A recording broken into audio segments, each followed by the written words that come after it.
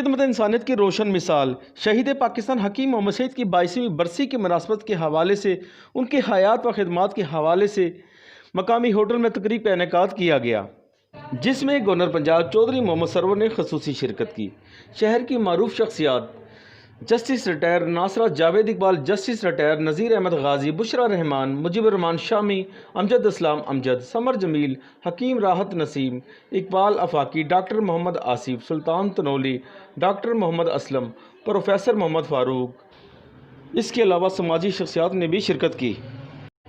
تقریب سے شرکا کا کہنا ہے کہ اصل میں نئی نسلی کو میسیج دیتے رہے، کیونکہ اپنے دور میں بھی شاید وہ اپنے عہد کے لوگوں سے بہت مایوس تھے اور بچوں پر ہی اس کا خیال تھا۔ میں بھی ذاتی طور پہ یہی سمجھتا ہوں کہ جو انہوں نے راستہ بتایا تھا وہ بالکل صحیح ہے کہ ہم پرائمری ایجوکیشن میں اور چھوٹے بچوں پر انویسٹ کریں، زندگی کے جو کانسیپٹس ہیں، زندگی کی جو ویلیوز ہیں ان کو سکھائیں، تو شاید آگے چل کے وہ ایک بہتر انسان بنے۔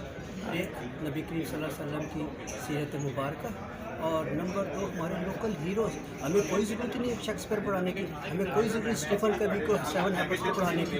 ہمارے پاس لوکل ہیروز ہیں، ہمارے پاس حکیم محمد سعید صادق بہالپور ہے۔ آپ کو پتہ ہے نواب صادق بہالپور جب پاکستان بنا تھا تو پاکستان کے پاس کچھ بھی نہیں تھا، انہوں نے 1 سال کے لیے تنخواہیں دے دی، اپنی ریاست کو پاکستان کے نام کر دیا، لوگوں کو پتہ ہی نہیں۔ شجاعت ہمارے اندر، بہادری وہ ہماری قوم میں اتم ہے، عدالت ہماری ہر چیز میں، عدالت ہماری الفاظوں میں، عدالت ہماری آنکھوں میں، آنکھ میں عدالت، ہر چیز میں ہم عدل قائم کریں گے نا۔ عسکر حکیم سعید صاحب نے ہمیں سبق دیا ہے اخلاق کا، اور وہ کہتے تھے کہ حضور نبی کریم صلی اللہ علیہ وسلم نے ارشاد فرمایا کہ تم میں سب سے اعلیٰ درجے پہ وہ ہے جو جس کے اخلاق اچھے ہیں، اور قیامت کے دن فرشتے پوچھیں گے حضور نبی کریم صلی اللہ علیہ وسلم یہ کون لوگ ہیں جو فرشتوں کی صف میں کھڑے ہیں؟ آپ صلی اللہ علیہ وسلم ارشاد فرمائیں گے یہ وہ لوگ ہیں جن کے اخلاق اچھے ہیں۔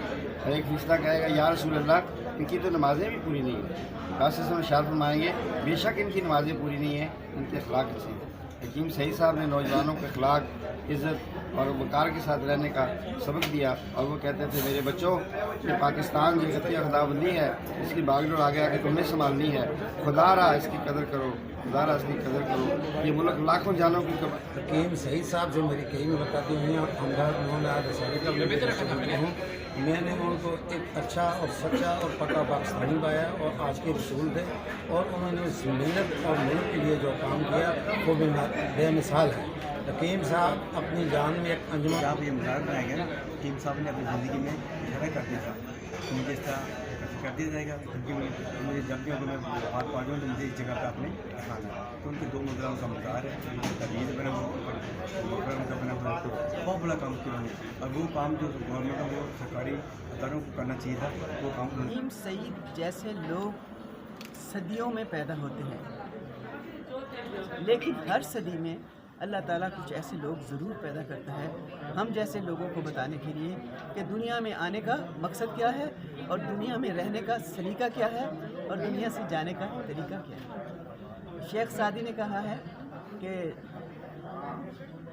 یادداری کے وقت ایجاد نے تو میں اس کا ترجمہ سناتی ہوں۔ شیخ سعدی نے کہا ہے کہ تو یاد کر کہ جب تو پیدا ہوا تھا تو تیرے ارد گرد سب لوگ ہنس رہے تھے، لیکن تو رو رہا تھا، کیونکہ نومولود پہلے ہمیشہ دنیا میں آتی چیخ لگاتا ہے، تو رو رہا تھا اور سب ہنس رہے تھے، لیکن اے انسان اب تو دنیا میں کچھ ایسے اچھے کام کر کے جا کہ جب تو جا رہا ہو تو ہنس رہا ہو اور سب رو رہے ہیں۔ تو آج ہم جب حکیم سعید صاحب کی یاد مناتے ہیں تو وہ سارے ہزاروں ادارے دیکھتے ہیں جو چل رہے ہیں، اور وہ لوگ جن کی وہ انہوں نے اس وقت معاونت کی تھی اور وہ چل رہے ہیں، سب کچھ چل رہا ہے۔ ہمارے پیارے شہید حکیم محمد سعید اور دل عزیز شخصیت کے مالک تھے۔